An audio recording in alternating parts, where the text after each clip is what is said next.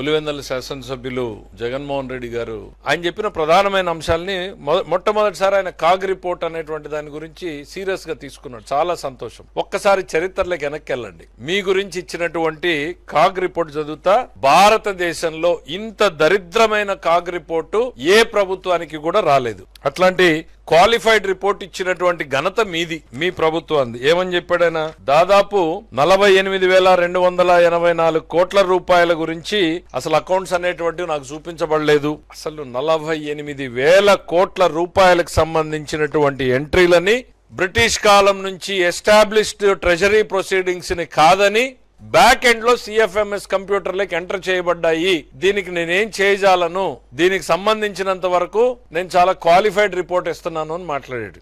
మీరు ఇవాళ కాగ్ రిపోర్ట్ల గురించి ఏదో ఎత్తి చూపించింది అనేటువంటిది. ఇంత ఘన చరిత్ర మాత్రం, మీ అంత ఘన చరిత్ర మీ ప్రభుత్వంలో సాధించినటువంటి ఆర్థిక విధ్వంసానికి ఇంతకన్నా ప్రత్యక్ష సాక్ష్యం నేను అక్కర్లేదనుకుంటా. రెండవది ప్రధానమైంది మీరు చెప్పింది ఏంటంటే 23-24తో పోలిస్తే రెవెన్యూ లోటు దాదాపు 56% పెరిగింది, ఫిస్కల్ డెఫిసిట్ 30% పెరిగింది. ఈ పేపర్ లో 2 రాస్తారు, 2 స్టేట్మెంట్లు రాస్తారు. ఎక్కడ సోర్సో తెలీదు. ఇవే మీరు ప్రెస్ మీట్ లో లాస్ట్ టైం చెప్పారు.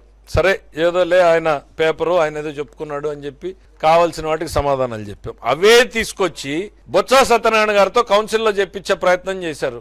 నేను ఆ రోజు నిలదీశాను, అయ్యా పేపర్ ఏందో ఇటు పంపించండి, మీరు సిఏజీ అంటున్నారు, పంపించండి అంటే పంపించలేకపోయారు. పంపించిన తర్వాత చివరకు 15 నిమిషాల ఆర్గ్యుమెంట్స్ తర్వాత ఆ పేపర్ పంపించారు. దాంట్లో నిజాలు ఏం జరిగాయో చూశారు, బొక్కబోర్లో పడ్డారు. వాళ్ళ ఓన్ వండి వార్పులకి సిఏజీ చెప్పింది అంటే ఏది క్రెడిబిలిటీ ఉంటే దాన్ని చెప్పేటువంటి ప్రయత్నం చేయడం, ఏదో ఒకదానికి స్టిక్ ఆన్ గమ్మని నేను అంటాను. మీరు గవర్నమెంట్లోకి రాగానే మీ రెవెన్యూ డెఫిసిట్ విపరీతంగా పెరిగిపోయింది అని అడుగుతా ఉన్నారు. జగన్మోహన్ రెడ్డి గారికి చెప్పాల్సింది ఏంటంటే, మేము గవర్నమెంట్లోకి వచ్చేటప్పటికి ఆ రోజు ఆర్థిక సంవత్సరం 2.5 నెలలు మీ చేతిలో ఉంది. 2 నెలల్లోనే 26,441 కోట్ల రూపాయలని మీరు రెవెన్యూ డెఫిసిట్ ని చేశారు. క్లియర్ గా కాగ్ నంబర్స్ అంటే 2 నెలల్లోనే 50% డెఫిసిట్. ఆ జూన్ 12 నెలలు, ఆ 12 రోజులు తీస్తే మరో 3-4 వేల కోట్లు ఉంటది. అంటే దాదాపు 30,000 కోట్ల రూపాయలు, 60,000 కోట్లలో 30,000 కోట్ల రూపాయల్ని 2 నెలల్లోనే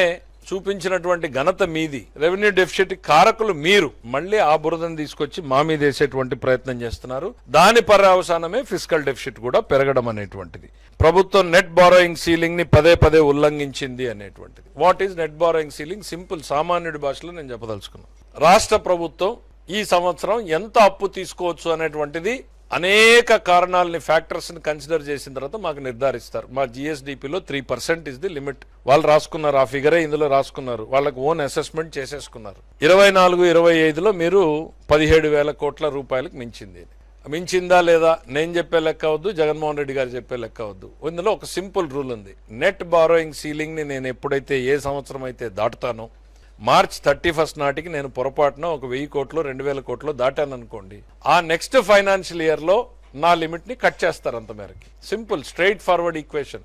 నేను 10,000 కోట్లు దాటితే 10,000 కోట్లు కట్ చేస్తారు, 5,000 కోట్లు దాటితే 5,000 కోట్లు కట్ చేస్తారు. ఆయన 24-25 గురించి నేను 17,000 కోట్లు దాటాను అన్నప్పుడు 25-26లో నాకు కట్ చేయాలి కదా. ₹1 కూడా కట్ కాలేదు కదా. అంటే నేను నెట్ బారోయింగ్ సీలింగ్ దాటలేదనే కదా అర్థం. ఈ పేపర్ అర్థం ఏంటో నాకు తెలియదు. 2 సంవత్సరాల్లో ప్రభుత్వం 3.2 లక్షల కోట్ల అప్పు తీసుకుంది. పదే అసలు ఈ 3.2 లక్షల కోట్లు ఎక్కడి నుంచి వచ్చిందో ఫిగర్ నాకు అర్థం కావట్లా. ఈ ప్రభుత్వం వచ్చిన తర్వాత 1 జూన్ నుంచి ఈ ఫిబ్రవరి 26 వరకు 19-20 నెలలకు గాను మేము చేసినటువంటి అప్పు 1,05,800 కోట్లు మాత్రమే.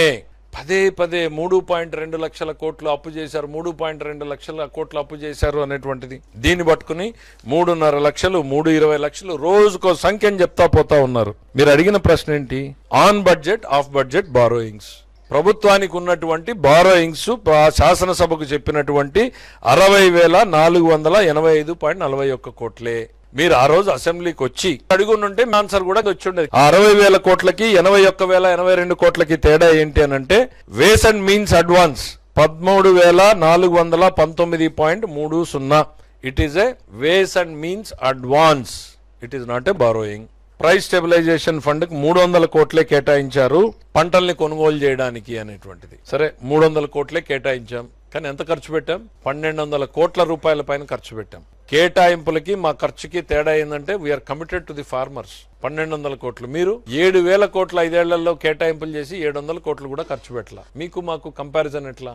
మేము ఒక్క సంవత్సరంలో కొన్నాం, టొబాకో కొన్నాం, మిర్చి కొన్నాం, మామిడికి కొన్నాం, కంది, అన్ని పంటల్ని సపోర్ట్ చేస్తా ఉన్నాం. ఇంకా ప్యాడీ మీద అయితే మీరు 6 నెలలకు పేమెంట్లు ఇస్తే మేము 24 గంటల లోపల పేమెంట్లు ఇస్తాం. బికాజ్ రైతు పడే కష్టాలు మాకు తెలుసు కాబట్టి. జగన్మోహన్ రెడ్డి గారికి ఫైనల్ గా నేను చెప్పదలుచుకున్నది ఒకటే, ఏలెత్తి చూపించే ముందు మీ వైపు చూసుకోండి. కాగ్ రిపోర్టు చూసినా మీ గురించే చండాలంగా మాట్లాడుతా ఉంది. మీరు చెప్పినటువంటి ఏ విషయాన్ని చూసినా మొదటి నుంచి చివరి వరకు అసత్యాలే ఉన్నాయి. ఆ బెంగళూరు టీంనైనా మార్చుకోండి, మీరైనా మారండి.